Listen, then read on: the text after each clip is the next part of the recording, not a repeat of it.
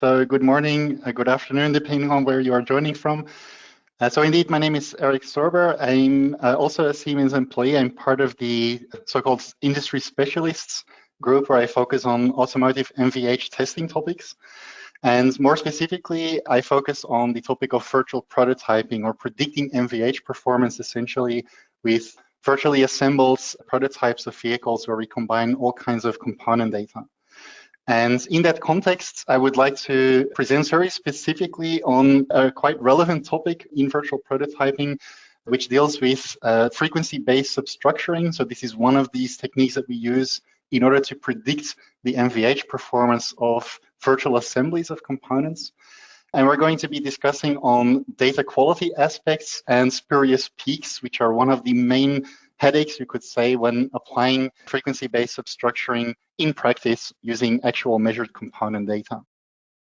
What we'll be discussing today is essentially three things. So I'm going to start with a quick recap for those of you that are new to the topic of frequency-based substructuring. What is it exactly? But then also importantly, where frequency-based substructuring typically goes wrong, especially considering the use case where test-based component data to perform the calculation.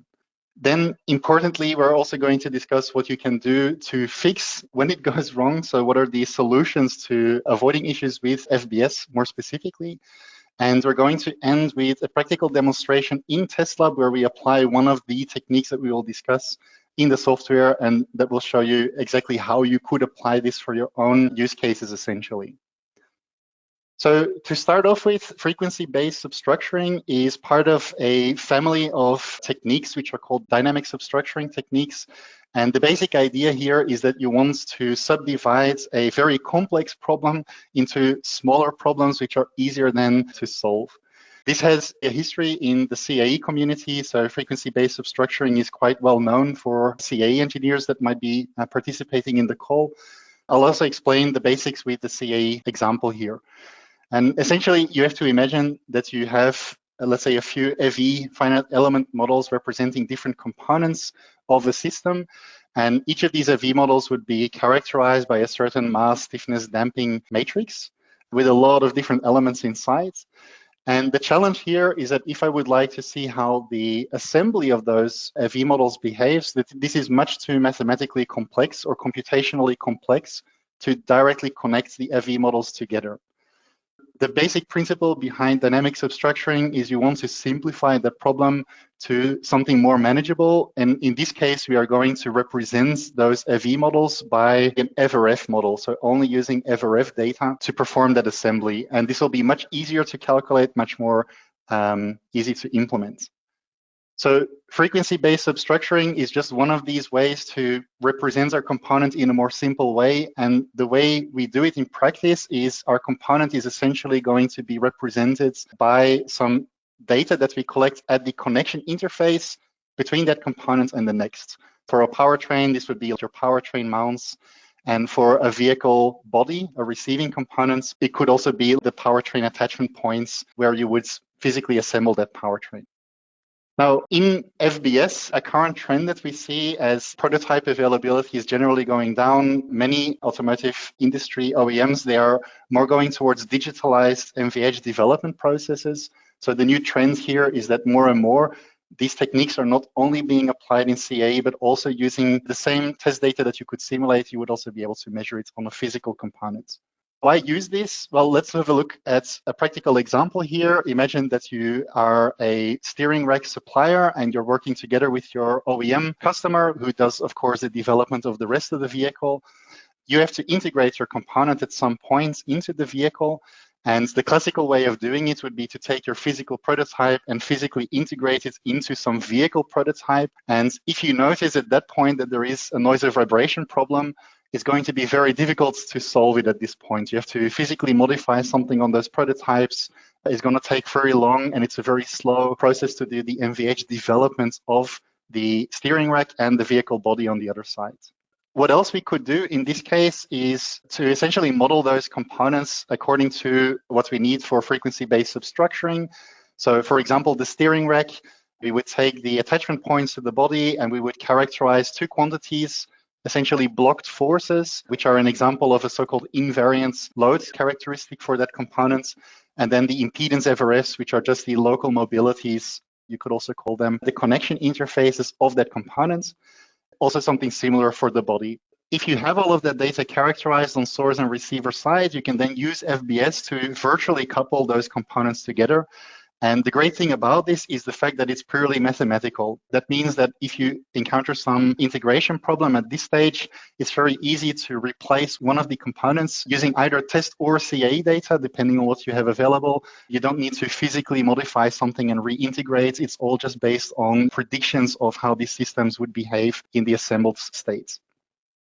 How this works in more technical terms is essentially this long formula that you see here. Formulas are very difficult to digest, so I will try to break it down for you because it is important that we study a bit of what goes into FBS for the rest of the talk. All the way on the left side, you essentially have the result of the calculation, which is going to be the predicted total contribution at whatever MVH target you have. The example here shows left-right driver ear, so it's like a cabin noise prediction, but this could be anything. So it could be a seat rail vibration, steering wheel vibration, or something non-automotive related. It could be really any MVH target that you choose on any assembled system. To obtain that prediction result, we need some data on the source. So on the one side, you see the blocked forces at the connection interface towards the receiver. And then this term, HA22, it is commonly called, is the impedance FRF matrix, where we excite the connection interface and we measure the response of that same connection interface in free conditions to measure this one. Then on the receiving structure, we also need some data. More precisely, we need similar impedance data for the connections. And what we also need are the target sensitivities towards whatever noise or vibration target you're trying to predict. And in the case that your component is softly coupled to the receiver, which would be the case for a powertrain, for example, but maybe not for a road noise prediction, in the case of soft coupling, you can optionally also include a mount stiffness matrix in this calculation. So this middle term that you see here is what we call the conversion matrix. And this is kind of the magic or the engine behind FBS, is that this term will allow you to make predictions on the coupling effects between the two components. There are different ways to interpret how the overall calculation works, but for the purpose of this webinar, I'm interested in this one to last one. So this conversion matrix can be used to transform essentially the receiver sensitivity, FRS, to an assembly target sensitivity instead, which includes the effects of attaching the source to the receiver. And when we multiply that with our blocked forces, we get the MVH prediction results. That's kind of a crash course into FBS, how this works. For today's talk, what I'm going to be focusing on is on the accuracy of this method. So how well does this actually work to predict virtual assembly MVH performance? And when we talk about accuracy, we have to talk about, the number one problem in this calculation, which is this middle term here. So part of this conversion matrix is going to be inverted at some point. So we have a huge amount of FRF data, potentially some dynamic stiffness data, which can contain some inaccuracies by nature of how we measure these. And when we invert this, as you might expect, a very low-level noisy signal after inversion is going to blow up to something very large and very distorting for the final results that you get for this prediction. In the past with CAE, this wasn't actually that much of a problem in the sense that CAE is perfect, if you will. All the components behave nicely linearly. There's no noise to deal with. So inverting that data isn't so much of a problem. But once we introduce test data into FBS, it does become a problem because test data is not clean. It's very noisy. You make some assumptions. You have to measure as close as possible, but not exactly on a point, for example. And all these errors, they can add up to something that doesn't really represent the actual assembly MVH performance. So data quality is really key to this whole process. Now, to prove this to you, I have a very simple case study here. So we did some measurements on this wiper motor that I'm going to use as a source component. This wiper motor has 3 bolt connections, which are behind these triaxial accelerometers, so you cannot see them on the picture. But we've essentially suspended that wiper motor in free. Then we've prepared a impact testing setup to measure the FRF data of that wiper motor. So we're interested in the impedance FRS, this so-called H22 of the wiper motor. So in order to do that, we excite the wiper motor and we also measure the response of that wiper motor at different positions. And then for this specific application, we're going to then post-process that data set using a technique called virtual point transformation. Now, virtual point transformation, or VPT, it's not the core focus of today, so I'll be a bit quicker discussing it, but it is essentially a rigid recalculation of that measurement data in the middle to represent this wiper motor as a point source with 6 degrees of freedom. We can share more information on that. It's not really core to the discussion today. It's something that we just do typically for smaller components like this one to make the representation a bit simpler to work with. The result of all of this will be a 6x6 impedance FRF matrix that represents the impedance, or the structural dynamics, you could say, of that wiper motor in isolation. And now we want to make some predictions on a vehicle. So we're going to do very similar measurements on the vehicle receiver. So the wiper motor attaches somewhere on the front here. It's not a real picture of the setup that we have, but it attaches on the front. We need some impedance FRFs there. And we also need the target sensitivity towards, in this case, left-right driver ear. So that's going to be another 6x6 matrix, in this case, plus a 2x6 on top. What we see when we apply FBS to this example is that at a particular frequency, the exact frequency is 380 Hertz, but it's not important. In all the degrees of freedom of where we characterize the wiper motor, the predicted assembly target transfer function shows this enormously high spike. And the spike is really quite high. The graphs are a bit compressed, but it's about 10 to 15 dB higher than the rest of the assembly NTF surrounding it. So it really is quite a significant mistake to make on the prediction results. This is actually a common occurrence when we're dealing with FBS based on test data. So it also has a name. We call this typically a spurious peak appearing in the data sets. And I'll explain the reason why, but it is such a common occurrence that it received its own name to identify what it is. But it is clearly something that we want to avoid if we want to get a realistic target level prediction. Where does this spurious peak actually come from? Well, it really has to do with the inaccuracy of the measurement. So when we talk about impact testing, for example, which is what we use to measure these FRFs, you're impacting always on the same point multiple times, and you're doing some averaging to get kind of the FRF from a certain point to some other points. But in reality, there is a fixed or a limited accuracy level that you can achieve with this. So people tend to impact on different locations, and there's just going to be some spreads on the data. And the result of these spreads has been studied, so you can also see that in your own data sets. For the resonance frequencies, it typically means that you'll have some tolerance on the damping estimate, so the peak level of your FRF could go up or down around the resonance, which is not really the main problem for us when it comes to FBS. What we are more concerned about is what is happening at these anti-resonance frequencies, because there the effect is a lot worse. It's that the frequency of that anti-resonance is shifting left to right on your frequency axis. So there's going to be a spread on the anti-resonance frequencies. And if you think back on the FBS formula, this data is going to be inverted. So if we have a noisy low-level signal like this anti-resonance, that's actually where this high-level peak is then coming from in the prediction results.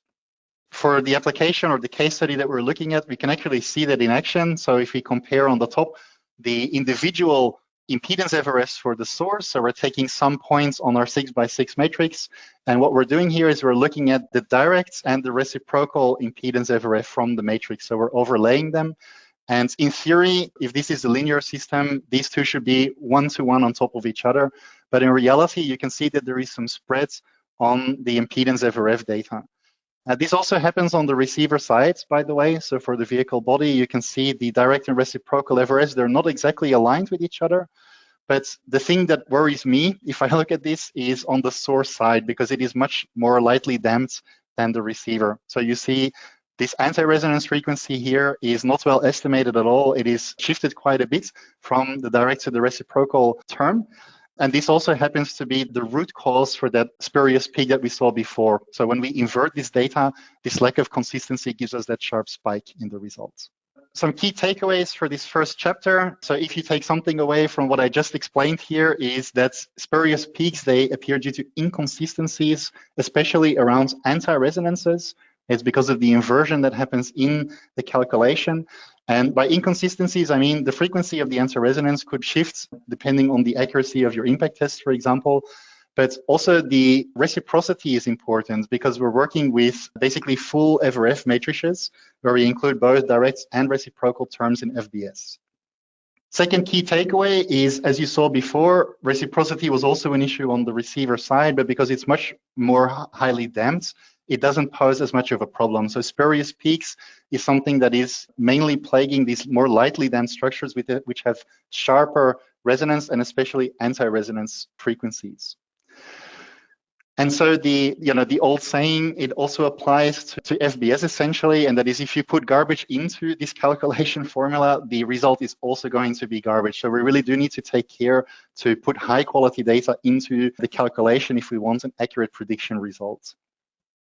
We've only identified the problem so far. I'm also going to give you some solutions how to deal with this essentially. So what should you do when you notice that FBS is going wrong, or more specifically, when you see these spurious peaks popping up? Well, the question is, is there a way to make sure that we get not garbage, but some goals out of this FBS calculation? And there are two ways that you could approach this. So the first one is by working on the input itself. So the idea is that instead of putting garbage into the machine, we're going to put some golds data into the FBS calculation. And that means that the calculation result is also going to be golds, right? So how can we provide better input data for FBS? The first thing that we have to discuss then is on the excitation technique you use to capture that data, because most of the inaccuracy is actually generated by your choice on exciter. First choice for many people, I think, would be an impact hammer. And the main reason is because it's just a very fast and convenient solution. Impact testing is a lot quicker than the alternatives that are going to be discussed. So speed is the main benefit. It's also relatively small. So these hammers, they can excite in hard to reach places if it's not too cramped. But the main drawback is on consistency, and exactly how consistent is very operator dependent. You may be very good at impact testing, but if you're giving the measurements to a technician for execution, you don't know exactly how good this guy or this girl will be in always exciting exactly in the same points on the structure. Second option, but in my opinion, not really an option when it comes to virtual prototyping, are classical electrodynamic shakers. The only real benefit that you get with this is that once the shaker is instrumented, you can measure 10, 20, 100, 200 averages quite easily, and it's going to be very consistent between those averages. So technically speaking, it gives high quality data, but the problem is that there is still some variability in the positioning of this shaker, so they're not as consistent as you might hope. And they're just really bulky to deal with. So to get this impedance FRF data for the Y promoter, I think we had something like 15 different positions to measure. These shakers are simply too large and too bulky and too slow to instruments to really feasibly measure, even for such a simple components, these 15 different positions. Not the ideal choice, I would say, for component characterization. That brings me to the last category of exciters, which are the Simcenter Q sources portfolio, which, if you're not familiar, it's essentially a line of different excitation hardware that comes in varying sizes, depending on frequency range and force amplitude that you need. But the basic idea that all these exciters share is that they are instrumented locally. You glue them to the structure locally, and then they self-align, meaning that they're always perfectly perpendicular to the local surface. This means that it's quicker to set up than an electrodynamic shaker. Of course, it will never match the speed of an impact hammer. But the main reason for looking into this is that it's by far the most compact and most consistent way to excite. So once the shaker has been placed, and you can put them in quite narrow spots, you can also measure 10, 15, 20, 100, 200 averages with exactly the same excitation vector each time. We also did some benchmarking on this to get some real-world data of what this spread actually looks like. In order to do this, we measured the same noise transfer function, so it's Pascal over Newton, using these 3 different excitation options, and each excitation is done from scratch. So it means for the electrodynamic shaker and the Q source, they're removed and re-instrumented for each measurement. And the goal is to measure the variability on the instrumentation and execution. What you see is that, as you expect, impact hammers, they have the highest amounts of spreads because there's just more manual work in using them. But also electrodynamic shakers, because of the stinger positioning, they can be tricky to consistently instrument. For these Q sources, the angle will always be perfectly perpendicular. So the main source of error is just where the shaker is on a translational axis, you could say. That gives also still a little bit of variability here. That's not to say that you should always use Simcenter Q sources for everything. There are many cases where impact testing is still going to be the preferred option simply because it is so fast compared to other techniques. That's why I want to stress some of the developments that you're doing in TestLab to make sure that your impact test is as accurate as possible, like you saw before with the wiper motor. I showed you that we were preparing the measurement setup on a CAD geometry there, and using that CAD geometry as a reference can really help to be more accurate in your impact test, essentially, by really showing you exactly where the measurement should take place, including the ability to measure some coordinates, for example.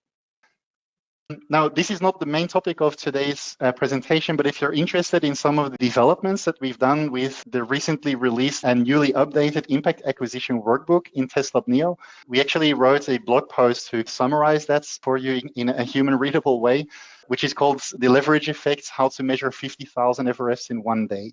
So it focuses on efficiency improvements, but also accuracy improvements that will really make a difference if you want to use impact testing for frequency-based substructuring or model analysis or other applications. If you're quick, you can scan the QR codes or you can just search the internet for the title. You'll be able to find that blog post for more information on that. On shaker testing, I do want to briefly mention one thing on these Q sources is that we're also doing work there to make sure that they are as convenient and quick to use as possible. They will never obviously match the efficiency of an impact hammer because you still need to glue them to the structure in the end. We can get pretty close, I would say, with some enhancements like this in-plane excitation adapter. This hedgehog-looking thing is basically an adapter that you can glue to your source structure or your receiver structure close to that connection interface. And the shaker itself is not glued, but it is simply screwed into 16 different positions on this thing. So the idea is that you instrument that thing once, then you screw in the shaker, you do your FRF measurements, you unscrew the shaker, you rescrew it in a different position, and you redo the measurements. And what this allows you to do is to take away one of the main bottlenecks in shaker testing, which is gluing the shaker to the structure that takes up the most amount of time. Now you're only gluing the adapter once, and unscrewing, rescrewing is something that you can do quite quickly.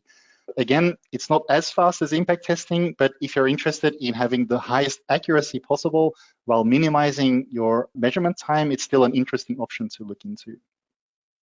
Again, some key takeaways. So what I've been trying to tell you with this last section is that firstly, it's not my objective to say that impact testing should not be used.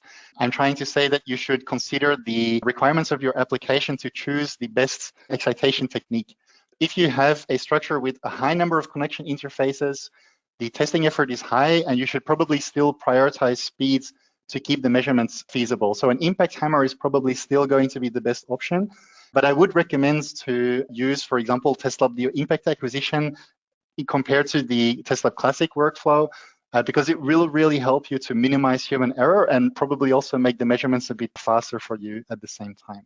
If you have the luxury of working on an application with a low amounts of connection interfaces, like that wiper motor is just a single virtual point, the actual amount of FRFs is manageable. And in that case, I would consider shaker testing mainly to maximize the FRF data quality that you can get. So you can minimize spreads. And if you're using Simcenter Q sources, the effect on the overall measurement time will still be somehow minimized. So again, not as fast as impact testing maybe, but manageable in return for an accuracy improvement. Let's say you are working on an application where you don't have the ability to get perfect input data. So the input data is maybe not garbage, but also not gold. Let's call it silver input data. Is there something you can then do to still get gold output from the prediction? The answer is going to be yes. We can do some special processing on that input data to basically fix the quality, if you will, before we perform the FBS calculation. How this is going to work, there's essentially two options here, just like for the data acquisition topic. The first way is going to be the simple one. It is the so-called brute force methods. And this is essentially an option in TestLab called structural reciprocity, where when we are preparing our data for FBS, there is actually a drop-down that allows you to automatically modify your data so that it is enforced reciprocal. If your original FRF data looks like this, so this FRF matrix, as you can see, it's not symmetric, so it's not reciprocal. The upper diagonal strategy would mean that you basically take whatever is on the top half of your diagonal and you copy it over to the bottom half, which it enforces reciprocity, so spurious peak will not appear. Of course, lower diagonal is just the same thing, but for the lower half of the diagonal. And if you're looking for compromise, you could also decide to calculate the average between the top and the bottom halves, which sounds reasonable, but on the other hand, you're manipulating the data here. So I'm not sure how accurate these averaged FRFs are going to be compared to just using actual measured data and copying it over. So that's a bit debatable.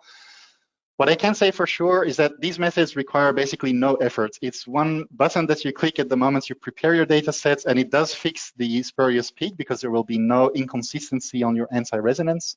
So reciprocity is corrected. But of course, that convenience comes with a cost, which is it's a very artificial way to modify your data set. So who's to say the upper or the lower diagonal is more correct than the other one? And if there is any noise on your FRF data, it will simply be copied over into the results. So this does not help you whatsoever with any kind of noisy FRF data. It's not going to improve the accuracy then. If you're low on time, you just want some quick results, this is still an option that is available to you. The method that we are going to look at in more detail now is what I would call the advanced methods. And what we're going to do here is we're actually going to use TestLab modal analysis to fit a reciprocal modal to our FRF dataset. So we're going to try to extract the physical modal behavior of our structure, essentially, in a reciprocal way. And then using that modal analysis dataset, we're going to re-synthesize the component FRFs from that reciprocal modal. I'm going to walk you through this step by step. So if that sounds complicated, maybe once we go through it, you'll see it's not so bad. But first, let's discuss on the benefits here. So firstly, it's a reciprocal model. So there's going to be no spurious peaks because we don't have any inconsistencies anymore around the anti-resonances. It also has the potential to filter noise. Why? Because if we don't overfit our data, then the modal will essentially reject noise in the original component FRFs. And although it is modifying the data, it is doing it based on a physical model of that structure. It's a modification I feel more at ease with compared to what we were doing before to enforce reciprocity. Now, maybe for those of you that have some experience with modal analysis in TestLab, you may say like, oh, modal analysis that requires a lot of work and I have to do this back and forth to get the right modal from my data set. It's not really that easy to do. I'm going to show you a workflow in TestLab that allows you to do this fast. And by fast, I mean in just a few minutes. And also consistently, meaning you don't have to put as much mental effort in getting good quality results from this using the process that I will show you. I hope that will alleviate some of the tension in applying modal analysis for this, because I do think this is going to be probably the best way to filter your data to get high quality test-based FBS results. That brings me to the demo portion of today's webinar. So we'll be looking at the workflow that I just explained. So what I've done here is I've simply loaded TestLab modal analysis, and the add-ins that I'm going to use are the following ones. We are going to need Polymax modal analysis for this. This one is not a hard requirement, so you can also do without Polymax, but I'll show you why we want to use that as we go through it. Automatic modal parameter selection is also not a hard requirement, but if you have access to this, it's going to make it also much easier and quicker to go through this process. But the one thing that we really absolutely do need is this MLMM add-in, which is going to extend our ability to really fit this reciprocal model. I'll explain that once we get to this step, but this is the only add-in that is really a hard requirement, I would say, to apply this method. What we have to start with, and I'll just jump to my assembler tab to show you this. Yeah, so let me bring up, so I have here a workbook that we can use to make predictions on virtual assembly. So this is called the Virtual Prototype Assembly Workbook in TestLab.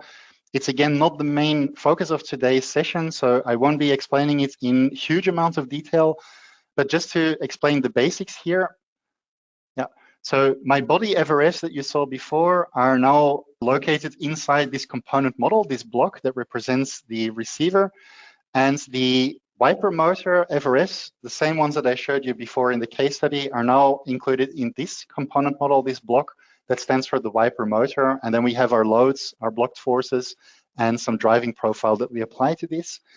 And what we're going to calculate in virtual prototype assembly are these FBS results. So I'm interested in the full assembly FRFs, which is essentially from the virtual point on the wiper motor, the prediction of the sensitivity towards the driver left and right ear in the cabin of the assembly of these two. If we look at the prediction results, and I'll just skip to the pre-calculated ones just because it's not the main thing we want to discuss here right now. So when I calculate this in TestLab, I'm going to get the following results basically. So here we have the X, Y, and Z, and it's a similar story for the rotational degrees of freedom. You have the predicted target sensitivity of that assembly.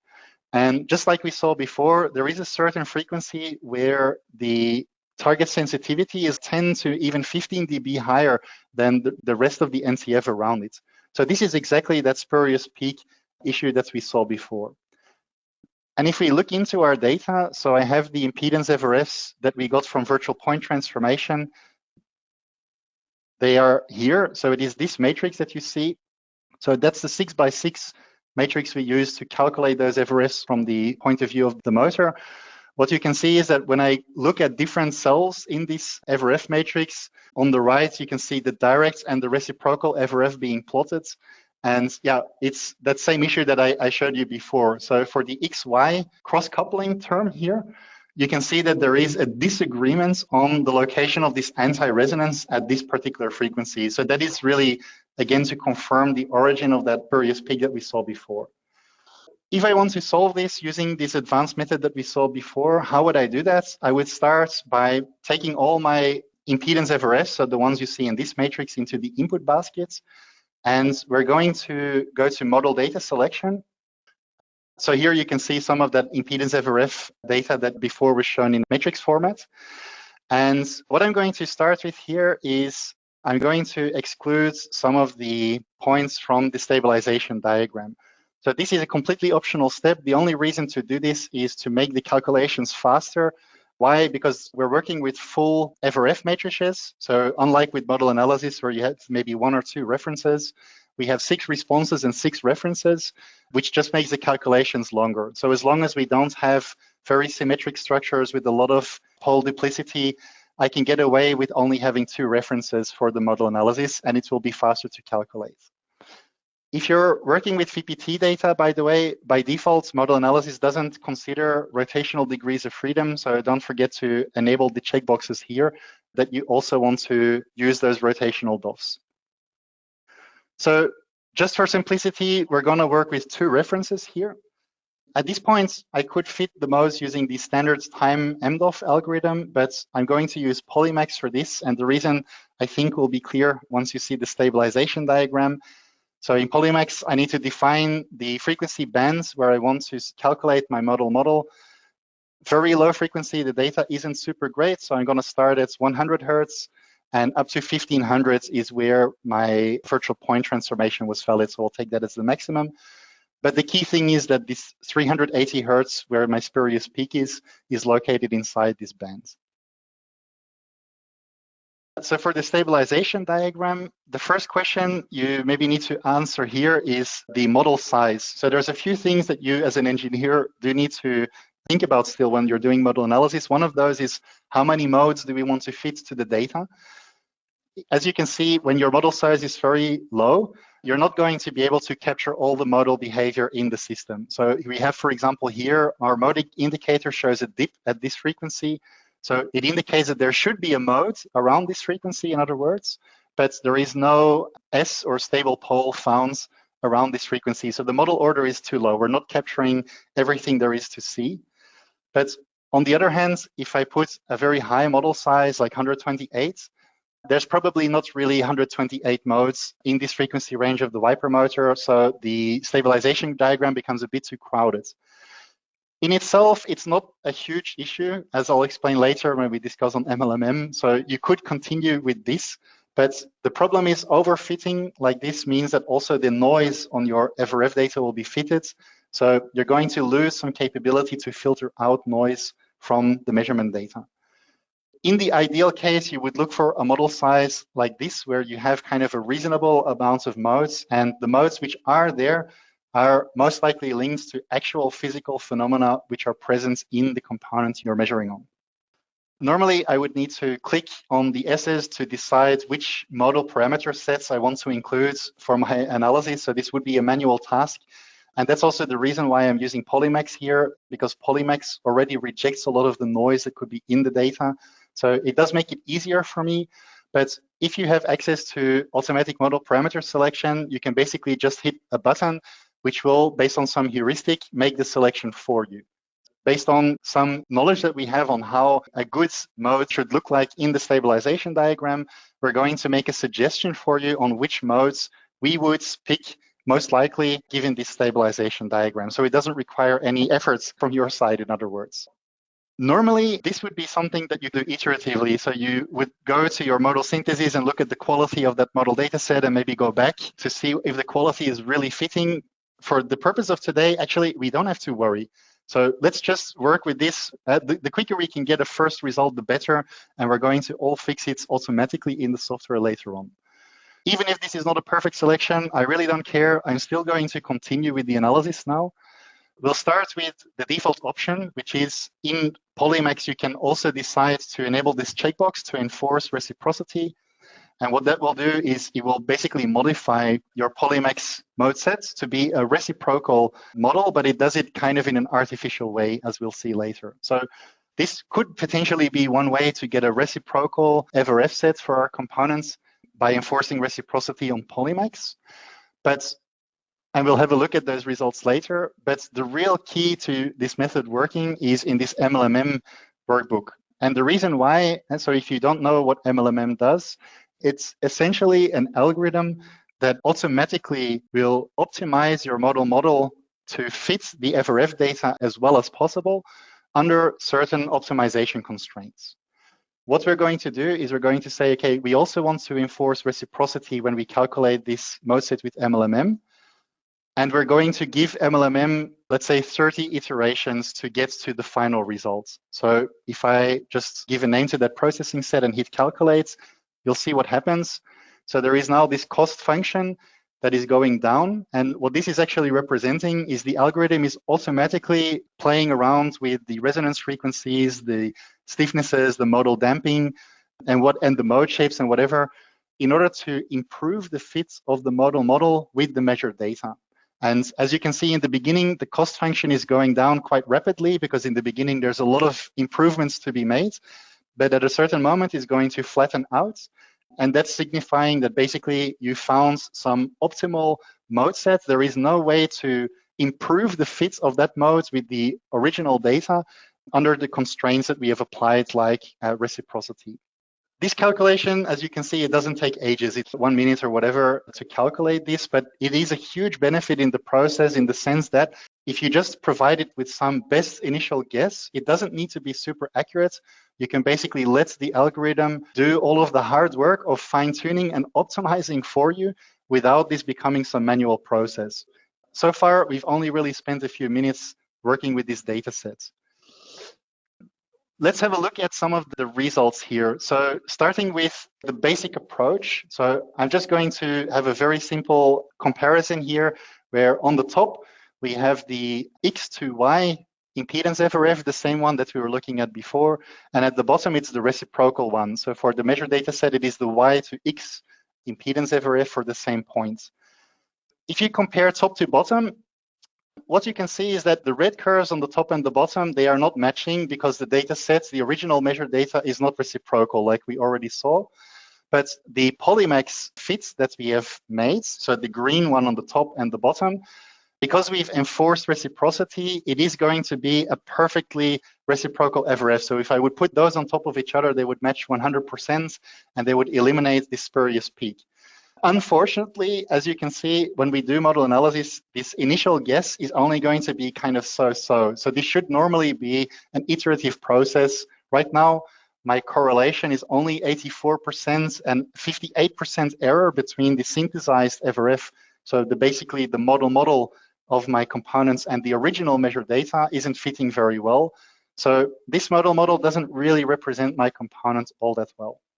That is, I think, where the beauty of MLMM comes in, because if I compare that to the results we got with the optimized data set, the correlation has jumped up about 10%. So it's now 94% instead of something like 85. But the error has reduced quite drastically. It's only 5% error now on the top one. So what is happening here is MLMM is essentially working with that initial guess to really get to the best possible reciprocal fit that you can have for the input data that you provided. And of course, the more reciprocal the input data is, so the better the quality of the input data, the closer the fit will be. So not every point is maybe fitted as well as this, but that's just one part of the whole story. The other part is it doesn't really take much effort from me personally. I just need to let the algorithm figure this out for me, and I can just work with the results once I'm satisfied. Just based on this quick calculation, this looks like a really good modal. It does represent my component quite well, and I want to use this in my FBS calculation. How we can do this then is we're going to now synthesize the FRFs for the entire FRF matrix. You need to use the option here, use specified synthesis parameters. And if you check the box, use frequency domain information of the FRFs in the current modal processing run, what that will do is it will basically automatically align the synthesis to the original measured data. So they will have the same bandwidth, the same frequency step as your original data. Then you select the entire FRF matrix to synthesize and you hit calculate. Okay, yeah, there's a warning message which has to do with different units, but we can ignore it. And if we go to our Tesla project, so in my MLMM model processing folder, I have a folder now called synthesized FRFs. The FRFs are organized in subfolders, so you can hit the list all blocks button here to automatically list basically the 36 FRFs that are inside. And if I display those FRFs in a similar matrix, the result is what you can see here. So as you can see, no matter which point in my FRF matrix I pick, the FRFs are 100% reciprocal. Why? Well, because we enforced it as a requirement on the MLMM optimization. The spurious peak problem should be gone. We're going to verify it, but it should be gone. What is also important is that if I compare with the original data, it's going to be, again, the best possible fits that we could get based on the input data that we provided. So what I can do is I can basically republish one of these component models for virtual prototype assembly. And if I would go in here and I would say like, okay, let's use this MLMM synthesized version of the same FRF sets, I could again calculate my full assembly FRFs. It takes a little while to do that, so that's why I'm jumping again to my pre-calculated results, which are here in this folder. So if I look here, and I think it was the right driver ear that we were looking at before. So we have the X, the Y, and the Z contributions here. I'll make it a bit bigger so you can see.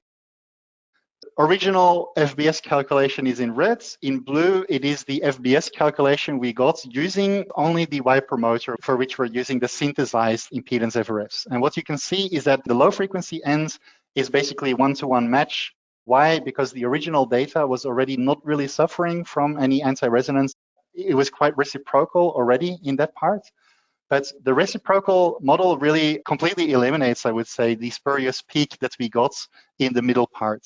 So no inconsistency on the anti-resonance means no spurious peak in the prediction results. And later on, there might be some small differences. What this could be down to is the fact that we're also, for example, rejecting noise in the measurement. So estimating the exact level of these higher frequency terms could be sensitive to some more noise issues. So the model will also help us rejecting noise in the actual prediction. I don't have any other slides to show on this, but that is basically the main result that I wanted to show you, and also brings me to the main takeaway, I would guess, for today's webinar, is this entire process to fix, if you will, the quality of the measured impedance FRS for that component. It didn't really take that long. I hope you noticed, or it didn't really require that much effort from my side.